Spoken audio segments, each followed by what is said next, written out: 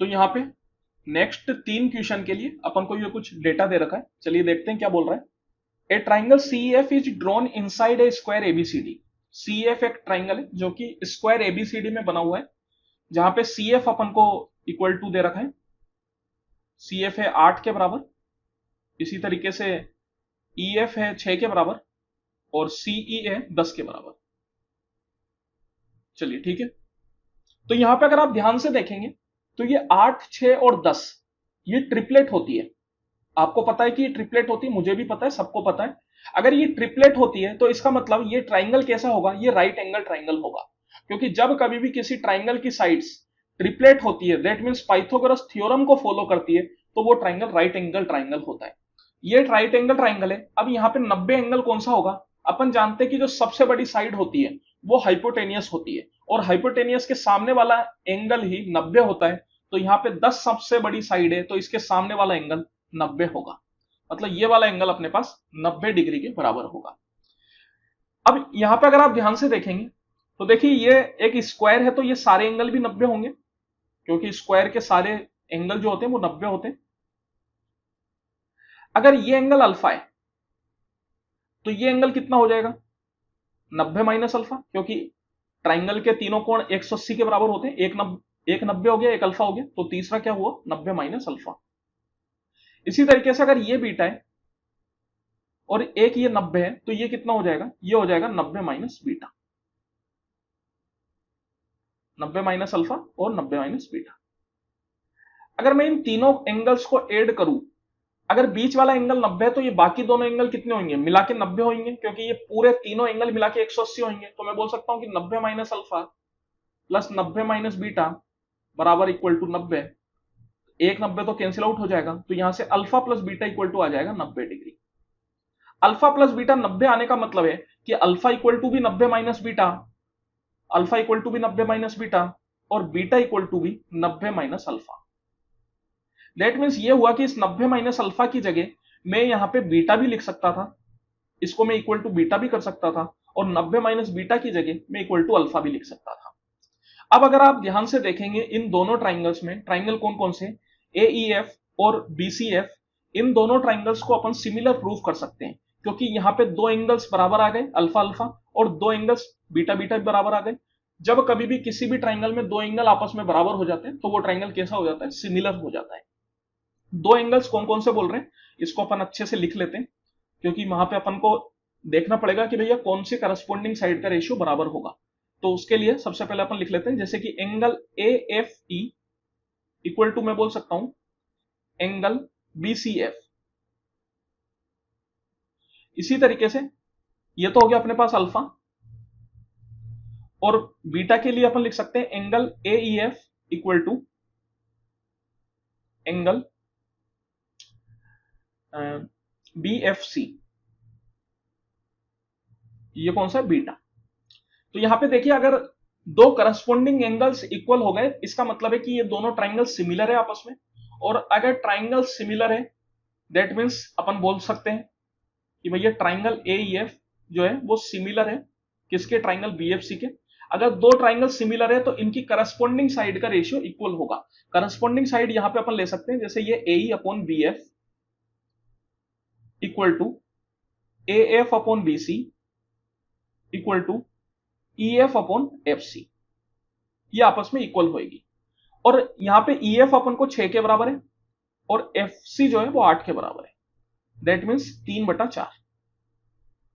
तो AE upon BF भी 3/4 आ गया और AF अपॉन BC भी 3/4 आ गया।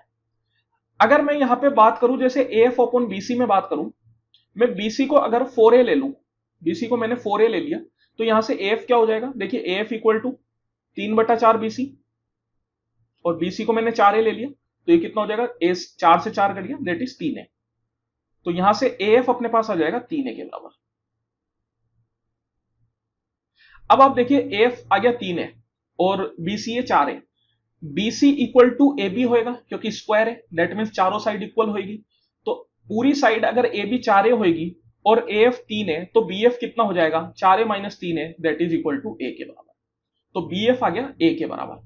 अब अगर मैं AE अपॉन BF में बात करूं तो यहां से मैं AE भी निकाल सकता हूं। AE इक्वल टू क्या हो जाएगा, जैसे कि BF अपने पास A आ गया था तो AE आ जाएगा 3A/4। दैट मीन्स ये आ गया अपने पास 3A/4। अब अगर ये AE 3A/4 आ गया तो ED भी अपन निकाल सकते हैं। ED क्या हो जाएगा, 4A माइनस 3A/4, मतलब कितना हो गया, 4 चौको 16, 16 में 3 गए 13, दैट इज 13A/4। और ये जो CD है ये तो 4A रहेगा ही सही।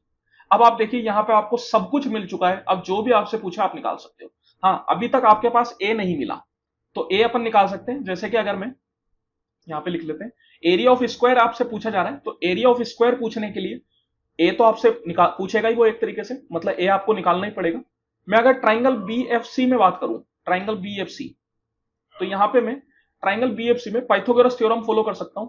अपन जानते हैं कि भैया ये 90 डिग्री है, एंगल बी जो है वो 90, that means BF square plus BC square equal to what, CF square, और BF है A और BC है 4A, मतलब A स्क्वायर प्लस 4A का होल स्क्वायर इक्वल टू 8 का स्क्वायर।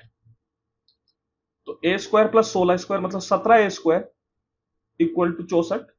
तो A कितना आ गया यहां से, 8/√17। ए अपने पास आ गया 8/√17। और अपन ने जो साइड मानी है वो 4A मानी है। BC एक तरीके से आप इस स्क्वायर की साइड बोल सकते हैं। BC कितनी है, 4A। तो यहां से मैं 4A की अगर मैं बात करूं तो 4A कितना हो जाएगा, 8 4 जब 32/√17। अब अगर आपसे एरिया ऑफ स्क्वायर पूछ रहा है तो एरिया ऑफ स्क्वायर अपन जानते हैं साइड का स्क्वायर।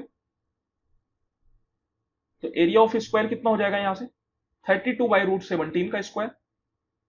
32 का स्क्वायर हो जाता है 1024 और √17 का स्क्वायर 17, तो 1024/17 स्क्वायर सेंटीमीटर। ये हो गया area of square. Next question पूछ रहा है what is ten alpha plus tan beta. Tan alpha और टेन बीटा अपन को बताने। देखिए टेन अल्फा और टेन बीटा दोनों अपन बता सकते हैं। टेन अल्फा इक्वल टू कितना होता है, मतलब टेन इक्वल टू क्या होता है, परपेंडिकुलर अपॉन बेस। अगर टेन अल्फा की बात करूं तो वो कौन से वाले ट्राइंगल में, वो है ट्राइंगल CBF में। ट्राइंगल CBF, चलिए ट्राइंगल CBF में अपन चलते हैं। सबसे पहले ट्राइंगल CBF में अगर मैं बात करूं तो टेन अल्फा इक्वल टू कितना हो जाता है, परपेंडिकुलर अपॉन बेस। परपेंडिकुलर है BF और बेस है BC, मतलब क्या हो गया, A/4A। तो tan alpha equal to A/4A, that is equal to 1/4। इसी तरीके से अगर बीटा की बात करें तो बीटा वैसे तो आप चाहे तो यहां इधर इस वाले से भी निकाल सकते हैं। अगर आप BCF में भी अगर आप देखेंगे तो एंगल F जो है आपके पास वो बीटा के बराबर है।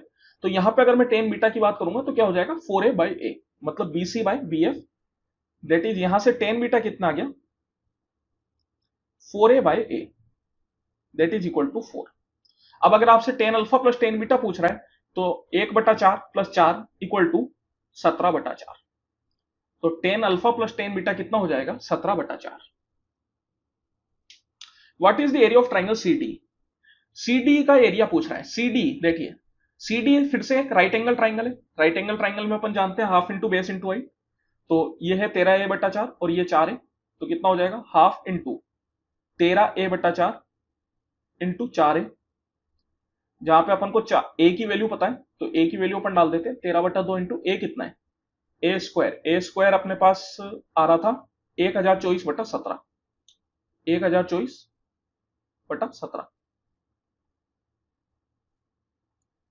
एक मिनट, सॉरी A स्क्वायर नहीं आ रहा था, ये तो 4A का होल स्क्वायर आ रहा था। A तो 8/√17 ही, दैट मीन्स ये तो अपने पास कम होएगा, 64/17 ही होएगा ये तो, क्योंकि A जो है वो 8/17 है। तो A स्क्वायर अपने पास सॉरी A/√17 है, तो A स्क्वायर कितना, 64/17।